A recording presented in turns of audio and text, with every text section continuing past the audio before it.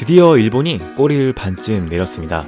지금 꼬리를 내려도 용서가 될 수 있는지 눈치를 보는 상황인데요. 최근 일본이 한국을 향해 싹싹 빌고 있는 이슈들 탑3를 준비했습니다.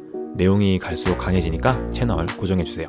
탑3입니다. 불화수소 수출 재개. 일본 화학업체 모리타 화학공업의 불화수소가 수출 허가가 났습니다. 수출 규제 이후 반년 만인데요. 최근 한국이 12나인 불화수소 국산화가 완전히 성공해서 압박감을 가진 것 같습니다. 90% 이상 일본이 독점하고 있던 시장을 한국이 완전히 가져가는 꼴이 된 것이죠. 그렇게 싫어하는 한국에 결국 밥그릇을 뺏기게 되었겠네요. 그것도 일본 스스로의 선택에 의해서 말이죠.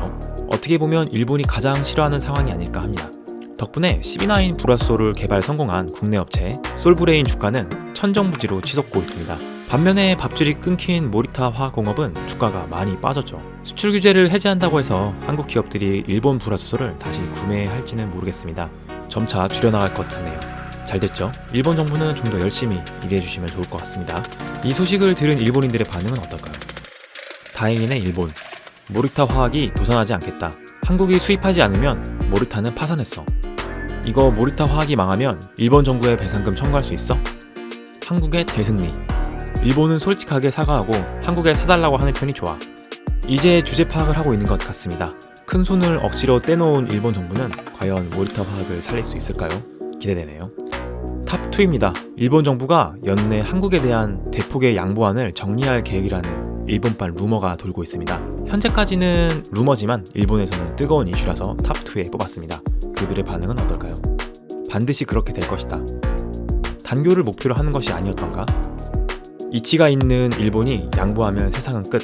그렇게 되면 자민당 지지율 떨어진다. 일본인들은 이전과는 다른 소식에 당황하는 반응이 많았습니다. 일본 국가 차원으로서는 어쩔 수 없는 선택이었겠지만 일본인들에겐 황당하겠죠.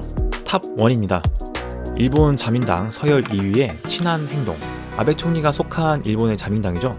서열 2위인 니카이 도시히로 일본 자민당 간사장은 9일 일본을 방문한 강창일 한일의원연맹 회장과 만나 올 여름에 1000명을 데리고 한국을 방문하겠다고 밝혔습니다. 사실상 아베 총리가 한 짓은 미안하니 이제는 관계를 진전시켜야 하지 않겠느냐는 뜻인데요. 나카이 간사장은 한일 관계를 빨리 되돌릴 필요가 있다며 이를 위해 최대한 노력하겠다고 말했습니다.